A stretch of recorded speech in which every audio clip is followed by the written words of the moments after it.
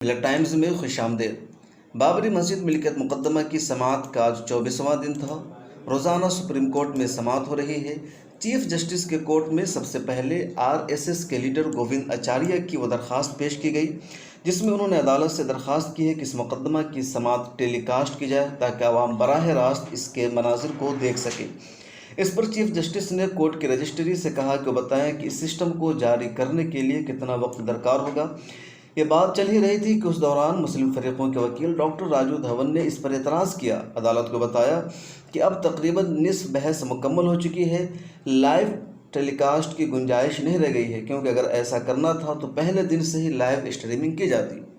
بہرحال supreme court اس پر فیصلہ کرے گا اور رجسٹری کی رپورٹ موصول ہونے کے بعد عدالت اس تعلق سے کچھ فیصلہ کرے گی۔ مذکورہ کارروائی کے بعد سوٹ نمبر 5 پر بحث شروع ہوئی۔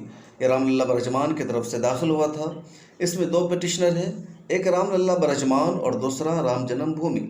مسلم فریقوں کے وکیل ڈاکٹر راجو دھون نے بحث کا آغاز کرتے ہوئے بتایا کہ 1989 میں جب یہ سوٹ فائل کیا گیا تھا تو اس کی وجہ یہ بتائی گئی تھی کہ عدالت میں جو سوٹ پہلے سے موجود ہے اس کی سماعت میں دیر ہو رہی ہے، اس لیے ہم ایک نیا سوٹ فائل کر رہے ہیں کیونکہ ہمیں نیا مندر بنانا ہے۔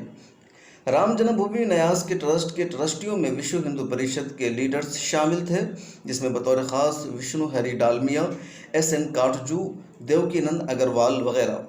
اس سوٹ میں بھی سیاحوں کے سفر ناموں کا سہارا لیا گیا، جس میں بطور خاص اسٹیفن تھیلر شامل ہیں۔ اس سیاح کے بیان میں کہا گیا کہ یہاں کے لوگوں کا ایسا ماننا ہے کہ قلعے کو توڑ کر مسلم ٹیمپل بنایا گیا۔ لوگوں کا یہ بھی ماننا ہے کہ یہ جگہ رام جنم بھومی ہے۔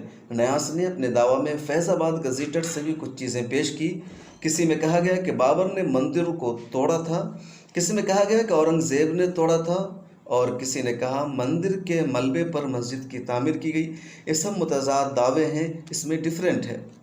مسلم فریقوں کے وکیل ڈاکٹر راجو دھون نے مزید کہا رام جنم بھومی اور مورتی 2 الگ الگ ہستیاں ہیں، دونوں ایک دوسرے سے آزاد ہیں۔ مورتی بنائی جاتی ہے، پھر اس کی پران پرشٹھتا ہوتی ہے جس میں لگ بھگ 5 دن لگتے ہیں، اس کے بعد اس کی پوجا ارچنا شروع ہوتی ہے۔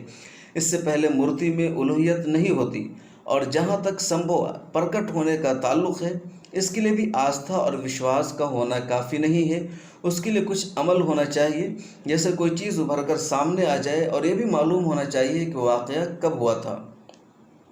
1949 میں جب مورتیاں باہر سے اٹھا کر اندر رکھی گئی، اس وقت کہا جا سکتا تھا کہ مورتیاں پرکٹ ہوئی ہے، لیکن اس وقت یہ نہیں کہا گیا۔ یہ تصور کہ مورتیاں پرکٹ ہوئی ہے 1989 میں ٹرسٹ بننے کے بعد سامنے آیا۔ سمبھو یعنی بھگوان پوری جائیداد پر دعویٰ کر رہے ہیں۔ ان کا ماننا ہے کہ قبضہ مخالفانہ ہو گیا ہے، اس لیے لگاتار 1949 سے پوجا ہو رہی ہے، جبکہ جو آدمی پجاری ہونے کا دعویٰ کرتا ہے وہ پجاری نہیں بلکہ کورٹ کا ریسیور تھا، وہ آدمی پجاری کا کام نہیں کر سکتا تھا۔ مسلم فریقوں کے وکیل ڈاکٹر راجو دھون نے کہا نرموئی اکھاڑے اور رام للہ کے سوٹ میں بھی آپسی تضاد ہے۔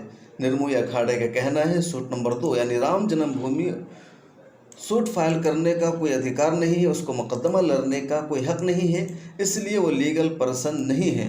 پھر نرموئی اکھاڑے نے اپنے سوٹ میں کہا رام جنم بھومی نیاز ٹرسٹ کو بھی مندر بنانے کا کوئی اختیار نہیں ہے۔